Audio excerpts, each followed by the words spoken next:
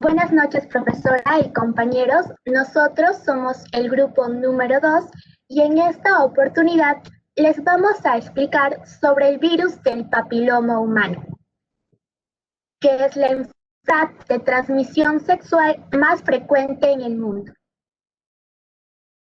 Para poder comenzar, vamos a explicar. Para poder comenzar, vamos a mostrarles un video.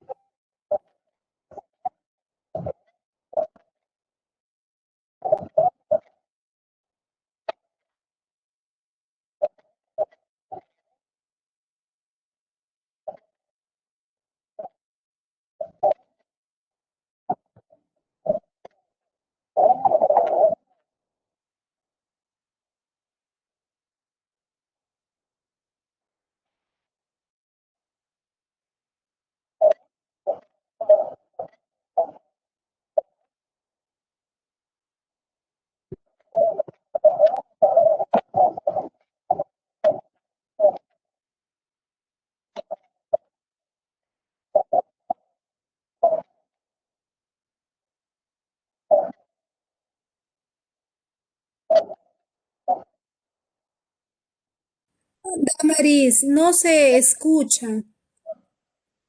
escucha el video. lo voy a explicar. Bien, en este video nos habla acerca de Lola y Javi, dos exnovios que han descubierto que tienen el VPH. El VPH, como sabemos, está en hombres y mujeres y cada vez es más frecuente. Por tanto, no debemos olvidar de que existe. Bien, ahora como hemos visto el video, vamos a comenzar con la ponencia.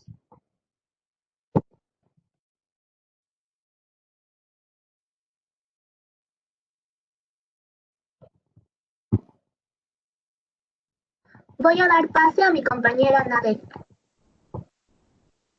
Buenas noches, profesora. Buenas noches, compañeros. Yo soy Espinosa González Nadexda y voy a exponer acerca de lo que es el virus del papiloma humano.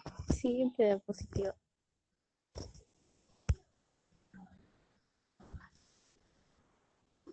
Bueno, ¿qué es el virus del papiloma humano? Son grupos, bueno, los virus del papiloma humano son grupos diversos de virus ADN pertenecientes a la familia Papillomaviridae. Inicialmente, estos virus pertenecían como subfamilia de los Papovaviridae, que, que eran estos virus de los Papovaviridae eran causantes de muchos tipos de cáncer en el ser humano o algunos animales. Y fue en el 2002 en que se reclasificó como una familia independiente. El virus del papiloma humano también es la infección sexualmente transmitida más común que existe, es considerado inofensivo, puede desaparecer espontáneamente, pero algunos tipos pueden provocar verrugas genitales o cáncer. Es un virus que no tiene cura y las verrugas pueden desaparecer por sí solas. Bueno, siguiente diapositiva.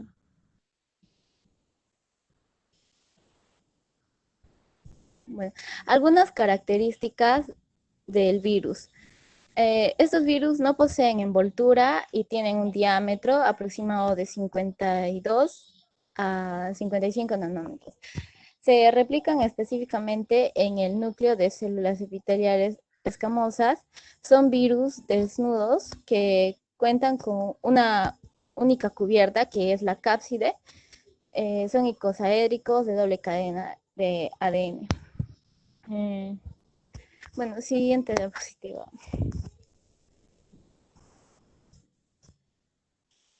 También hablaremos acerca de cuáles son las estadísticas del virus humano en el Perú. Bueno, la infección del virus del papiloma humano está ahora reconocida como causa del cáncer cervical. Es por ello que también debemos considerar estas incidencias. Por ejemplo, la incidencia de cáncer cervical en el Perú es de 40,4 por cada 100.000 mujeres y una tasa de mortalidad de 10,9 cada 100.000 mujeres.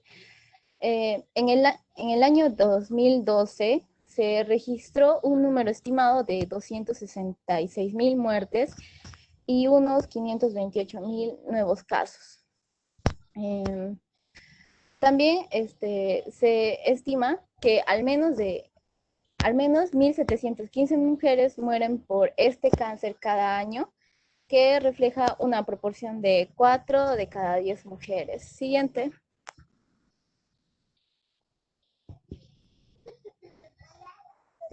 Como otro dato más, durante el periodo de 2000 a 2011,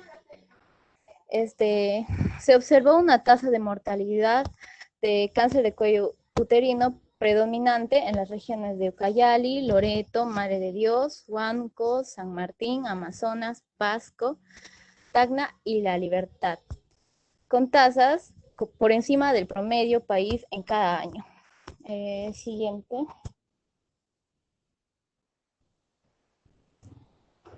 Allá. Bueno, la cifra mundial. Se estima que a nivel global hay alrededor de 440 millones de infecciones por VPH, de las cuales 160 millones han sido a causa de infecciones clínicas.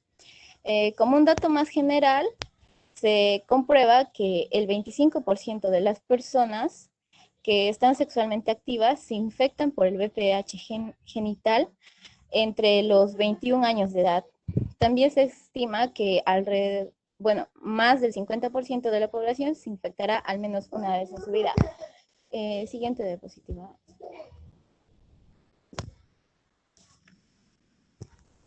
Bueno, el descubrimiento del virus.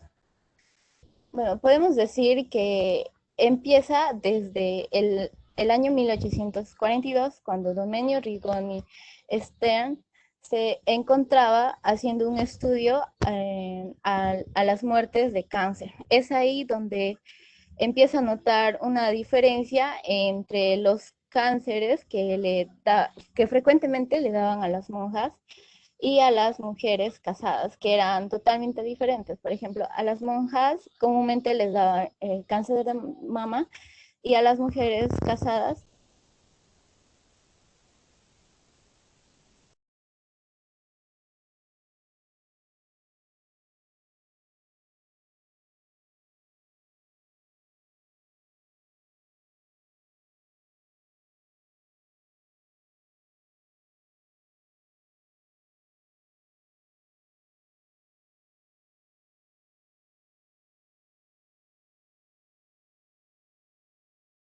No se escucha, no se escucha.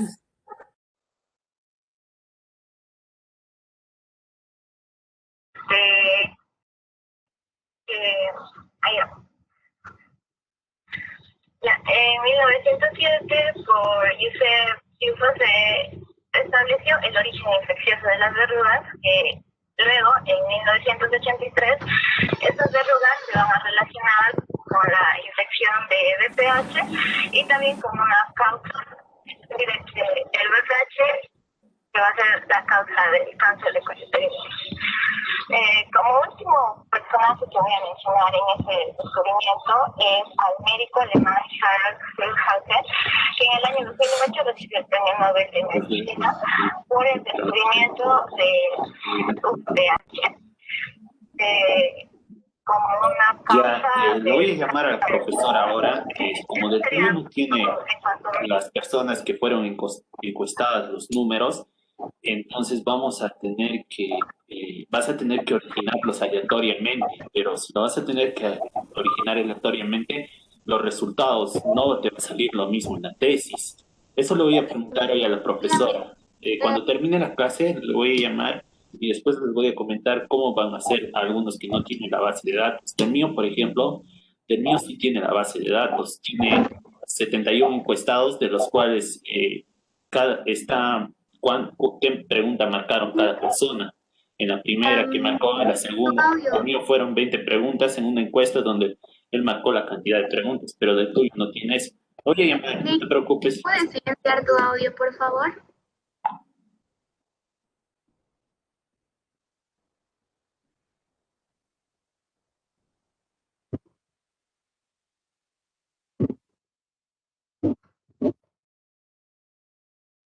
Bien, bueno, eso fue la exposición de mi compañera. Ahora vamos a dar pase a mi compañera Diana.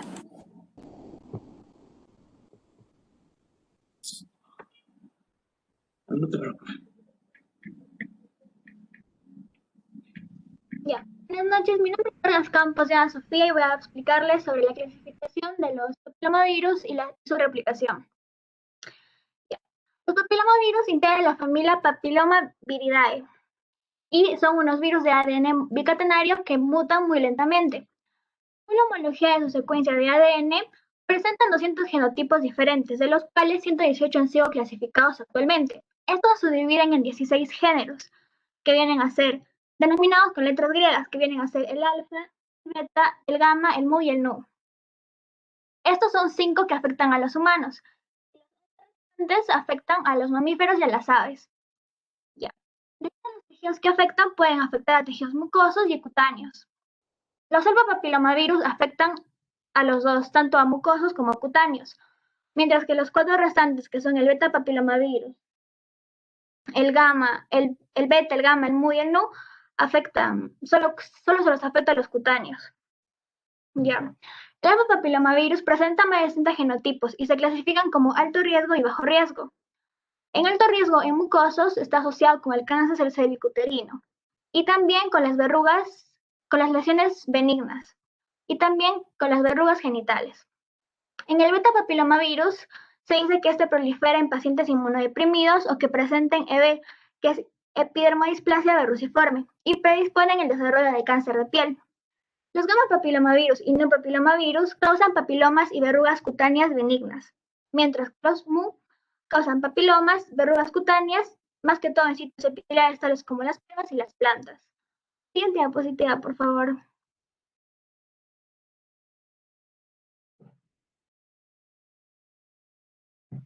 Ya. Los alfa-papilomavirus presentan más de 60 genotipos. Estos, como ya expliqué, afectan a tejidos tanto cutáneos como mucosos y pueden ser clasificados por su potencial oncogénico como bajo riesgo y alto riesgo.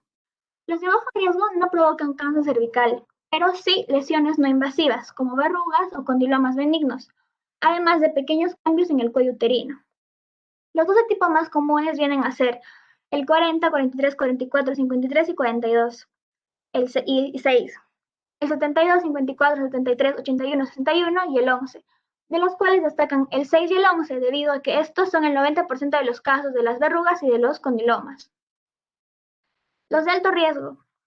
Estos, a comparación con los de bajo riesgo, que provocaban pequeños cambios en el cuello uterino, estos provocan grandes cambios, provocan cambios anormales, desencadenando así el temido el cáncer de cuello uterino. O sea, que sí provocan cáncer cervical, originan displasias y gran cantidad de neoplasias en el cuello del útero, ano y orofaringe. Provocan células anormales a nivel del cuello del útero que gradualmente se transformarán en cáncer de cervix. Existen más de una docena de estos tipos, y los más comunes y con mayor grado de peligro son el 33, 35, 31, 45 y 52, el 16, el 56, 58, 59, 68, 51 y el 18, de los cuales destacan el 16 y el 18, que son los causantes del 70% de casos de cáncer de cuello uterino. Siguiente diapositiva, por favor.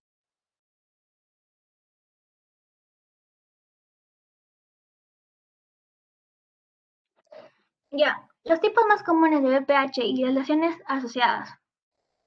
El tipo 1, 2 y 4 ocasionan verrugas vulgares, verrugas en la mano y las verrugas plantares.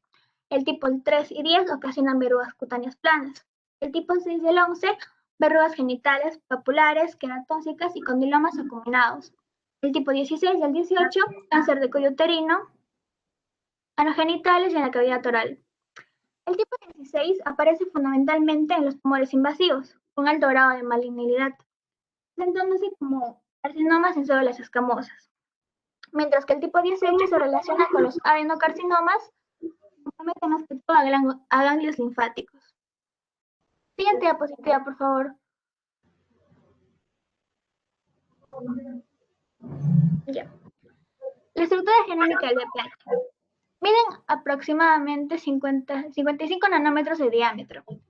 presentan envoltura, pero sí una cápside proteica icosaédrica, conformada por 32 cromosómeros, que presentan en su interior un ADN de doble cadena circular, conformado por 800 pares de bases, y se dividen en 3 regiones, una región reguladora, una región temprana o early y una región tardía o late. Esta región reguladora regula la replicación del ADN, controla la transcripción del gen viral y controla la transcripción. La región temprana o early expresa genes virales, tales como el 1, el 2, el 3, el 4, el 5, el E6 y el E7. Estos tienen la principal función o son los responsables de la replicación y la regulación viral, destacándose así el E6 y el E7, que son genes oncogénicos, y que son responsables de la transformación celular oncogénica y displásica. La región tardía o late expresa los genes tardíos L1 y L2, codifica las proteínas estructurales del virus, además de ser implicada en la invasión del virus a células epiteliales. El virus del papiloma humano ataca células epiteliales con una mayor predisposición, que vienen a ser las células epiteliales de la piel, del tubo digestivo, del órgano reproductor y del tracto respiratorio. Siguiente diapositiva, por favor.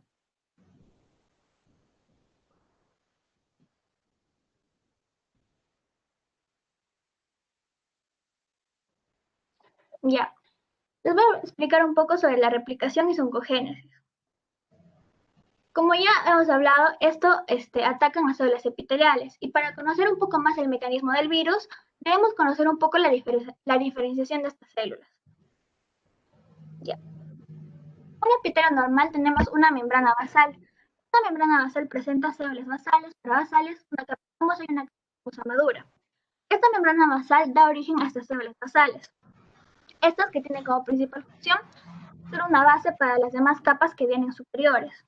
Ahora, estas células, conforme pasa el tiempo, van creciendo, van madurando, se van diferenciando y se van renovando, hasta que llegan a un punto en la capa más superficial, que es la escamosa, en el que se eliminan. Esto es un ciclo continuo, o sea que esto va a pasar el tiempo, pues, se va a seguir dando, y se van a seguir eliminando las células, van a estar en constante renovación. Pero ahora, ¿qué pasaría si ocurre una lesión a nivel de este epitelio y penetra tanto hasta las células basales?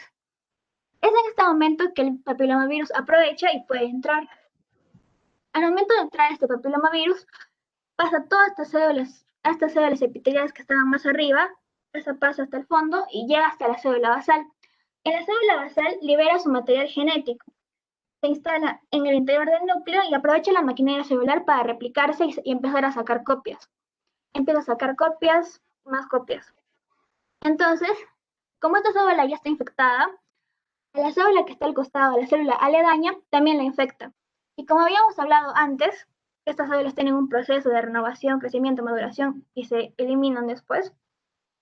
Lo mismo va a pasar con esta célula, pero ahora esta célula está infectada con el virus del papiloma. Entonces, esta célula va a seguir subiendo por las diversas capas y va a llegar hasta el punto de la capa escamosa madura. Es en este punto que esta célula infectada por el virus del VPH no se va a eliminar, sino que esta crece desmedidamente, empieza a crecer hasta superar el epitelio escamoso. Y crece tanto que se forma una verruga. Crece tanto que genera una protrusión denominada verruga.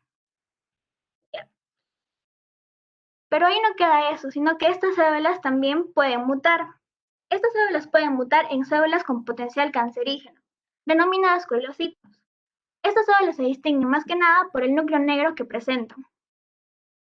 O sea que si nosotros tenemos en un estudio de tejido en el laboratorio vemos que hay presencia de esos coilocitos, esto es como que una señal de alerta, porque esto nos avisa, nos indica que hay presencia de VPH y además de que pueden haber lesiones precancerosas.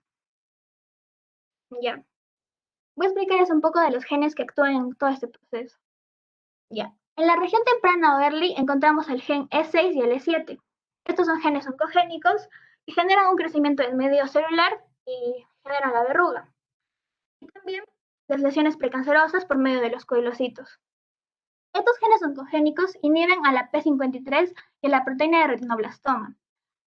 Ya, estas tienen como función ser como que guardianes de nuestras células del organismo, ya que estas pasan como que un control de calidad a todas nuestras células.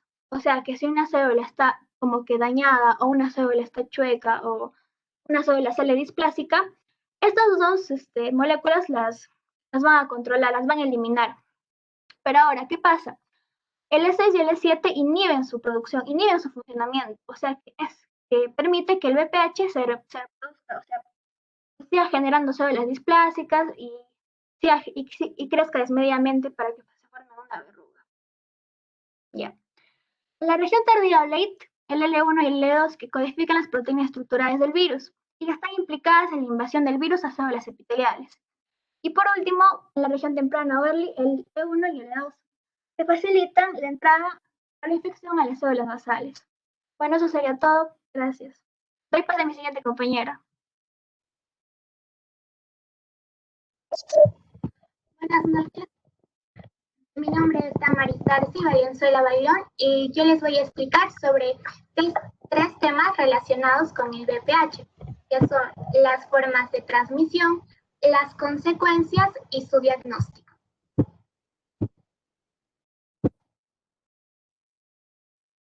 Las formas de transmisión. Para poder comenzar, como mi compañera explicó, el virus del papiloma humano tiene más de 200 subtipos diferentes. Y la mayoría de estos subtipos causan un problema más que un asunto estético. Las verrugas que salen en las manos, aquellas que salen en las plantas del pie o incluso en el cuello. La inmensa mayoría de estas verrugas que se presentan en la piel son causadas por el virus del papiloma humano. Sin embargo, hay alrededor de 40 subtipos virales que afectan el área genital tanto de hombres como de mujeres. Y estos pueden llegar a ser muy peligrosos, ya que algunos logran desencadenar cáncer. Las formas de transmisión se puede dividir en dos grupos, la transmisión horizontal y la transmisión vertical. La transmisión horizontal. Esta se va a dar durante las relaciones sexuales. El contagio del virus del papiloma es en su gran mayoría por el contacto sexual. Se conoce que para que haya una transmisión por VPH debe existir un contacto mucosa con mucosa o piel con piel. Sin embargo, para su transmisión no requiere necesariamente de la penetración. Por tanto, también puede contagiarse por una penetración digital, es decir, piel con mucosa. Es por eso que el preservativo no protege al 100% de la infección por VPH. ¿Y por qué? Ya que solo estaría cubriendo una área, en donde estaríamos protegidos del VPH. Pero cuando hay roce con otra área infectada y en esa parte no está cubierta con condón, puede existir una transmisión. En el caso del sexo oral, es posible que exista transmisión porque la mucosa oral con la mucosa vaginal o mucosa del pene, al momento de que existe la fricción, pueden ocurrir microabrasiones haciendo que el virus salga de una célula y busque entrar rápidamente al canal respiratorio. Usualmente suele entrar a la laringe, haciendo que ocurra la enfermedad llamada papiloma laringea. Como podemos ver en esta imagen, la gran cantidad de verrugas que hay en la laringe. Bien, el segundo grupo es la transmisión vertical. Y esta ocurre durante el parto y se da entre madre e hijo. Debemos saber que durante el trabajo del parto, el bebé adopta una posición donde se encuentra flexionado con sus ojos cerrados y su boca cerrada. Por tanto, es difícil que haya un contagio porque no está habiendo contacto mucosa con mucosa. Siempre y cuando no haya lesiones en el canal cervical. En el caso de que las lesiones sean externas, es muy raro que pueda existir el contagio, Pero cuando existen verrugas en el cuello uterino, ya sea los condilomas o un carcinoma, como podemos ver en esta imagen, es poco probable de que el bebé pueda llegar a contagiarse. Es por eso que a las mujeres embarazadas se les recomienda que puedan utilizar una cesárea para evitar consecuencias. El VPH en niños es muy extraño, pero está relacionado con la transmisión de una madre a su bebé durante el trabajo de parto. Las infecciones transmitidas pueden causar verrugas en las vías respiratorias, una condición conocida como la papilomatosis respiratoria recurrente. Pero hay que recalcar que esto es poco probable de que pueda existir, o sea, es poco probable de que ocurra este tipo de transmisión. Bien, vamos a ver un video en donde se encuentran las formas de transmisión. Como ya estuve explicando, se transmite por contacto sexual sin importar el género. En algunos casos, de madre a hijo durante el parto. El VPH no se contagia por el contacto casual, como el dar la mano, o por utilizar los mismos objetos.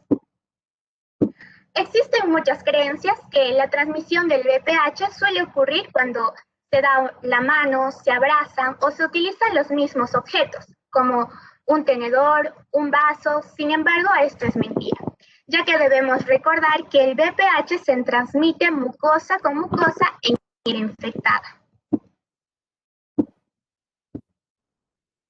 Bien, las consecuencias que trae el VPH. Como se estuvo recalcando en toda esta ponencia, hay ciertos tipos de VPH. Algunos que van a encontrarse en la piel y otras que van a ser producidos por la transmisión sexual. En la transmisión sexual existen los VPH de bajo riesgo. Esto quiere decir que no están relacionados con el cáncer. En esta categoría, los genomas de bajo riesgo están comúnmente los tipos 6 y 11. Que pueden ocasionar las verrugas genitales o los condilomas. Estas verrugas genitales son infecciones benignas. La forma de presentación de los condilomas es muy variable. Frecuentemente se observan pequeñas protuberancias, como podemos ver en estas dos imágenes, con superficie rugosa. Algunas van a ser del color de la piel y otras van a presentar un tono café. Y van a ser similares a las de un coliflor. La aparición de condilomas no se produce inmediatamente después del contacto con el VPH. Por lo general va a existir un periodo de latencia entre la adquisición de la infección y el desarrollo de las lesiones, que puede ser de 3 a 8 semanas, en donde va a actuar el sistema inmunológico. Los síntomas. Estas lesiones generalmente son asintomáticas, sin embargo, dependiendo del número, de tamaño y la localización que pueden provocar, estas van a producir síntomas leves, tales como el picor, el escozor, la sensación de irritación y la inflamación. Y en algunos casos, pocos comunes, en las mujeres va a ocurrir un anormal flujo vaginal y sangrado durante las relaciones sexuales.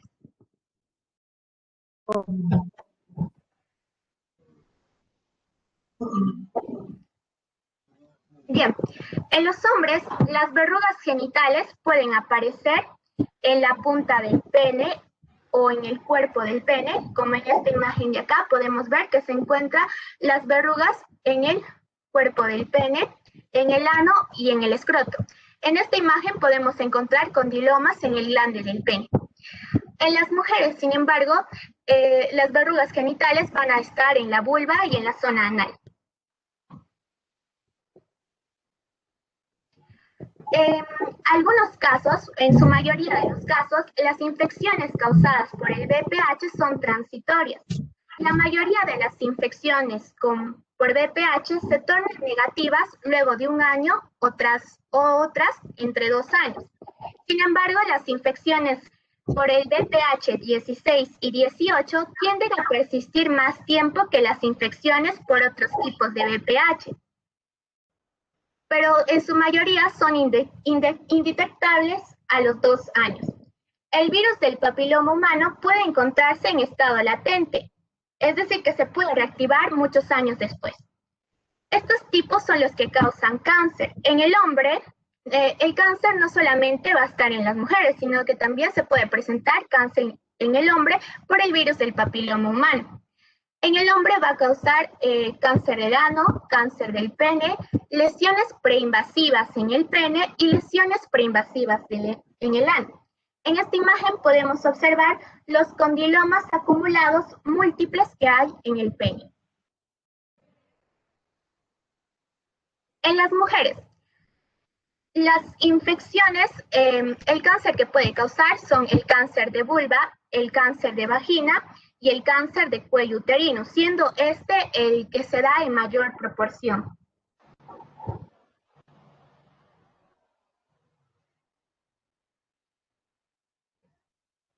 Bien, el cáncer del cuello uterino o cervical.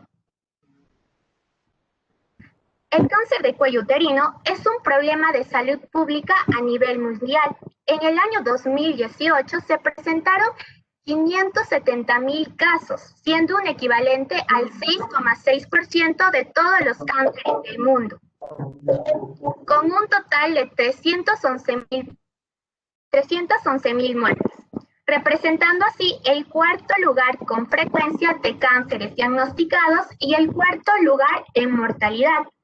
En el Perú, en el año 2018, se diagnosticaron 4,103 nuevos casos de cáncer del cuello uterino, ocupando así el segundo lugar como causa del cáncer en mujeres, superándolo solamente por el cáncer de mama.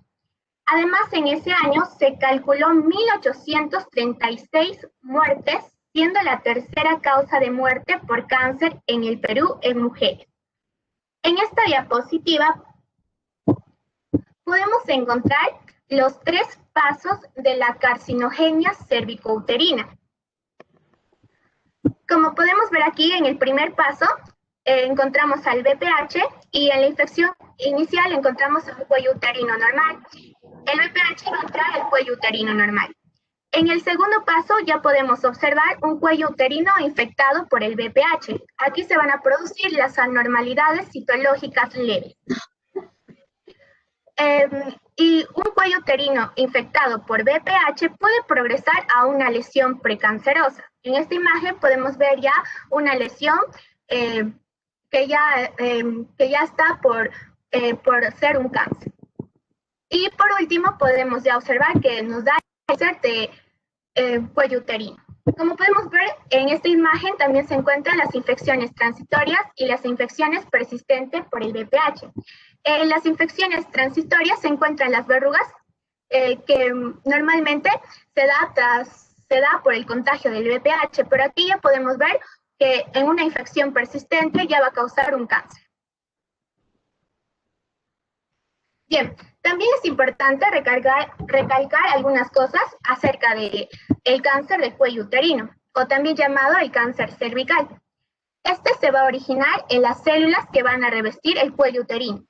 El cuello uterino debemos saber que está compuesta por 2 partes, el endocervix, en esta parte, y el exocervix. El endocervix es la abertura del cuello uterino que llega hasta el útero y está cubierto de las células glandulares, mientras que el ectocervix, o también llamado exocervix, que es la parte más externa del cuello uterino, en esta sección se va a realizar la observación durante un examen con espéculo. Y el exocervix está cubierto por células escamosas. El desarrollo de cáncer cervical es muy lento y comienza con una afección precancerosa llamada displasia. Esta afección se puede detectar por medio de una citología vaginal. ¿Y en qué consiste la citología?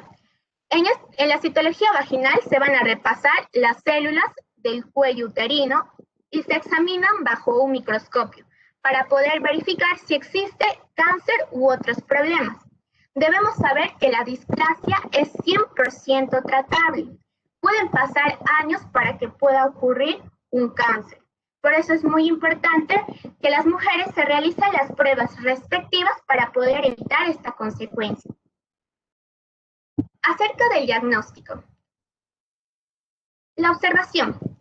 El médico puede diagnosticar la infección por VPH mediante la observación de las verrugas. Sin embargo, por aquí no se puede detectar el tipo de VPH con el que se está infectado. También encontramos la prueba de ADN. Con esta prueba se va a identificar el ADN de los diversos tipos de VPH, especialmente los de alto riesgo. Y voy a explicar un poco del Papa Nicolau, ya que mi compañera va a continuar explicando sobre este tema. El Papa Nicolau es una prueba en donde el médico toma una muestra de células del cuello uterino o la vagina y lo envía al laboratorio para un análisis. Bien, eso es todo. Muchas gracias. Doy pase a mi compañera.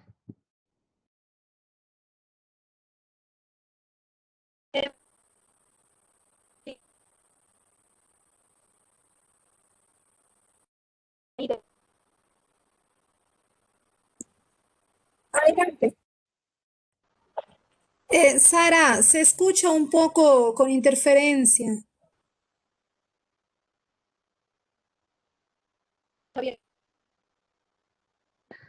Mi compañera Diana, ¿podría apagar su micrófono, por favor?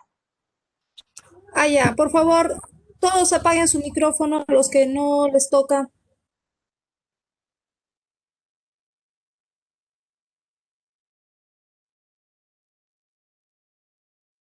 Adelante al que sigue, ¿ya? Por favor, que continúen.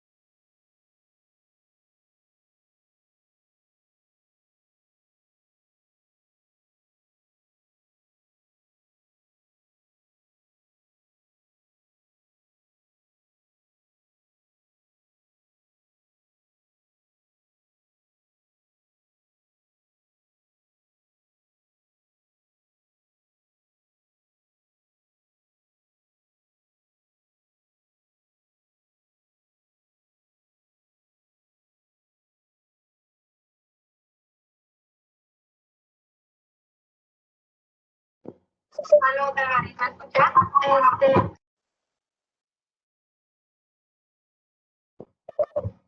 Mi compañera, no sé si lo pueden escuchar, por favor.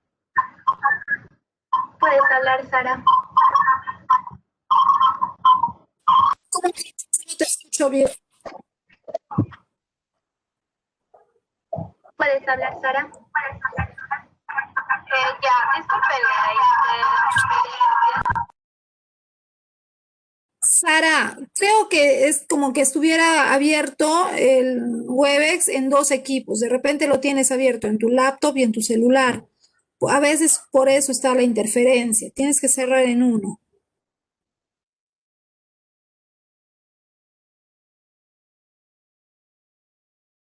hay uno que es un tratamiento químico que va a quemar las verrugas en la palma de las manos, de las plantas de los pies y los genitales.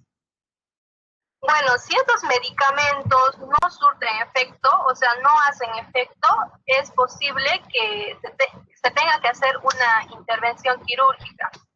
Y bueno, una de ellas sería congelar con nitrógeno líquido, que se llama, ¿no? Lo que es la crioterapia, que va a destruir tejido anormal en el cuello uterino, congelándolo. Pero al hacer esto también se va a destruir lo que son tejidos normales o sanos.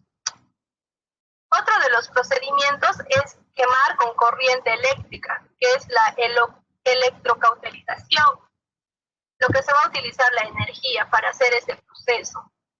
El otro procedimiento es la cirugía láser, que se va a realizar utilizando un haz de luz intenso para quemar y destruir el tejido de la verruga. También se puede utilizar lo que es la anestesia para este procedimiento. Ya. Siguiente diapositiva, Damaris, por favor. Ya. A continuación voy a hablar acerca de cómo prevenir el VPH. Bueno, personalmente lo más eficaz sería, ¿no? Lo que es la abstinencia sexual. Pero, sin embargo, en la actualidad donde vivimos es muy difícil lograr esto. Es por ello que lo más efectivo y eficaz sería lo que es la vacunación. ¿Y por qué se deben vacunar?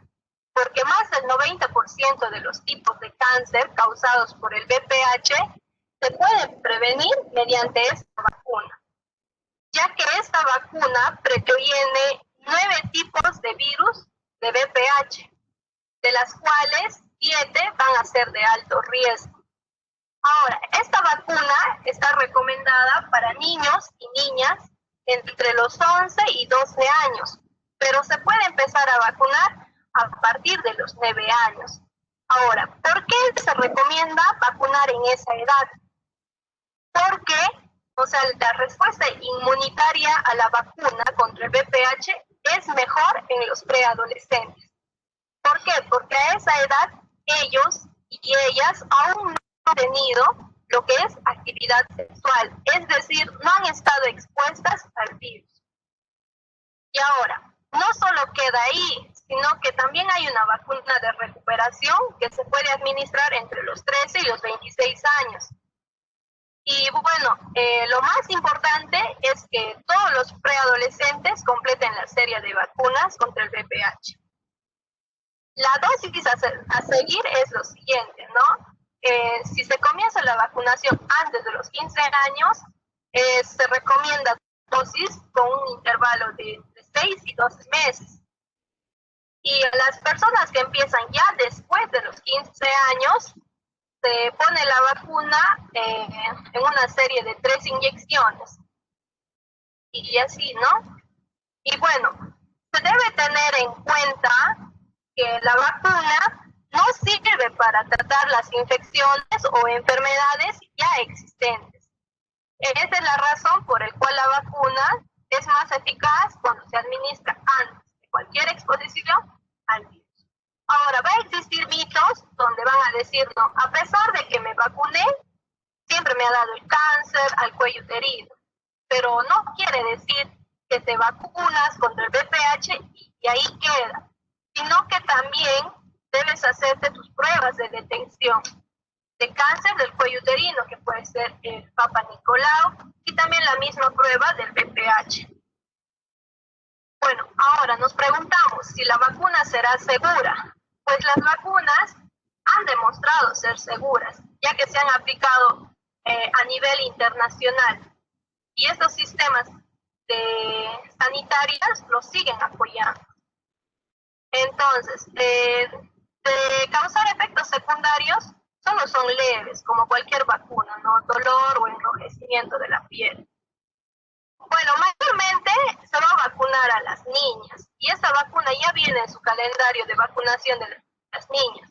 ¿Y qué se busca con vacunar mayormente a las niñas? Es como una estrategia que busca la inmunidad colectiva. O sea, que quiere decir que vacunando a las mujeres se espera también proteger a los varones. Pero esto sería real si es que se vacunaría al 100% de la población femenina.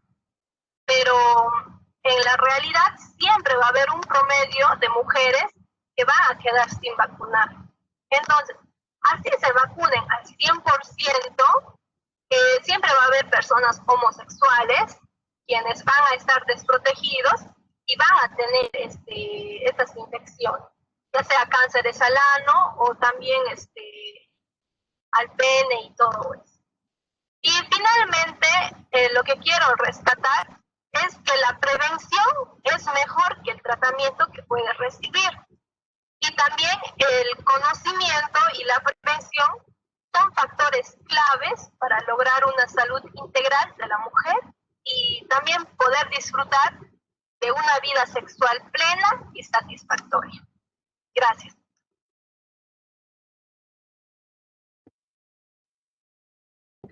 Gracias, Miss. Eso sería todo.